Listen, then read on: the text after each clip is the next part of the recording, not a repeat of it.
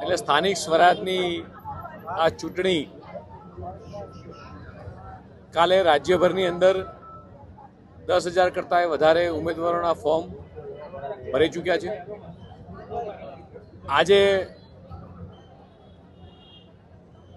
તમામ 15 જેટલી મહાનગરપાલિકાની અંદર અમદાવાદમાં આજે માનનીય મુખ્યમંત્રીશ્રી દ્વારા, રાજકોટમાં હું પોતે, વડોદરાની અંદર માનનીય હર્ષભાઈ, આપણા નાયબ મુખ્યમંત્રીશ્રી, સુરતમાં માનનીય CR પાટીલ સાહેબ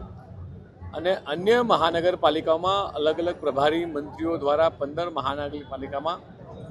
આજે એક સંકલ્પ લેવાનો, આ જે પ્રજાના સેવકો જે એક સંકલ્પ લઈ અને આગળ વધે અને જનસેવા માટે આગળ વધે એ પ્રમાણેનો આખો સંકુલ કાર્યક્રમ આખા રાજ્યની અંદર થયો છે। અને આ સંકલ્પ સાથે જ જે રીતે પંડિત દીનદયાળજીની અને ડૉક્ટર શ્યામાપ્રસાદની વિચારધારા છે, ભારતીય જનતા પાર્ટીની જે વિચારધારા છે, એકાત્મ માનવવાદ, અંત્યોદય એટલે છેવાડાના માનવી સુધીની જે સતત ચિંતા કરવી, દેશના યશસ્વી પ્રધાનમંત્રી માનનીય મોદી સાહેબ જે રીતે માત્ર ગુજરાત નહીં પણ સમગ્ર દેશને વિકાસની રાજનીતિની ભેટ આપી છે, એ જ આ વિકાસની રાજનીતિ ગુજરાતના મુખ્યમંત્રી માનનીય ભૂપેન્દ્રભાઈ પટેલે સતત અવિરત પ્રયાસથી ચાલુ રાખી છે। અને જ્યારે સ્થાનિક સ્વરાજની ચૂંટણી છે ત્યારે આખા રાજ્યના તમામે તમામ પ્રજાસેવકો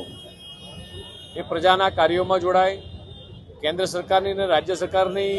તમામ સરકારી યોજનાઓ એ છેવાડાના માનવી સુધી પહોંચે, વિકાસ ગામડાઓ સુધી, દરેક વિસ્તાર સુધી વિકાસ પહોંચે એ દિશામાં રાજ્ય સરકાર અને કેન્દ્ર સરકાર કામ કરી રહી છે। અને આજે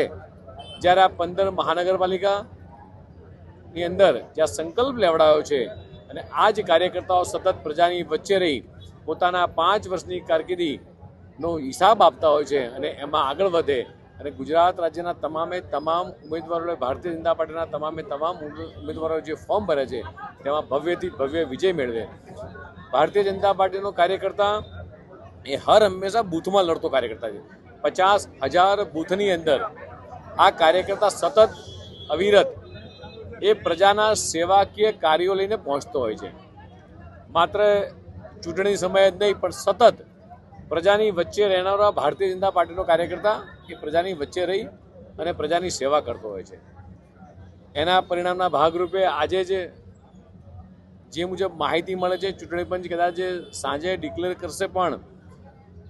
135 કરતાં વધારે જગ્યાએ બિનહરીફ સીટો એ થઈ છે। ચોક્કસ આંકડો ચૂંટણી પંચ આપશે પણ જે રીતે માહિતી મળી રહી છે એ રીતે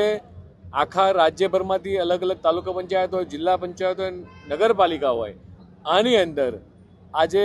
વિપક્ષો દ્વારા જે જનસમર્થન એમને નથી મળતું, સતત વિપક્ષને માત્ર ચૂંટણી સમયે દેખાવાનું, ચૂંટણી પતી જાય એટલે જતા રહેવાનું, આ પ્રજાને ચોક્કસ ખ્યાલ છે અને એટલા જ માટે ગુજરાતની આ પ્રજા એ સતત એ વિકાસની સાથે જનસમર્થન આપતી રહી છે અને આવનારા દિવસોની અંદર પણ એ જ રીતે ભવ્યથી ભવ્ય વિજય સાથે 50,000 બૂથના વિજય સાથે ભારતીય જનતા પાર્ટીના કાર્યકર્તાઓ આગળ વધશે। ભારતીય જનતા પાર્ટીમાં 10,000 કરતાં વધારે કાર્યકર્તાઓ ચૂંટણી લડી રહ્યા છે અને ભારતીય જનતા પાર્ટીનો કાર્યકર્તા એ કમળના પ્રતીક લઈને એ બૂથની અંદર એ પોતે, આપે જોયું કે મંચની અંદર આજે જે શપથ લેવડાયા છે, અહીંયા 18 બૂથ છે, 72 જેટલા ઉમેદવાર છે અને 1,000 બૂથ છે। એવી જ રીતે આખા રાજ્યમાં 50,000 બૂથની અંદર એ કાર્યકર્તા કમળના પ્રતીક લઈને લડી રહ્યો છે।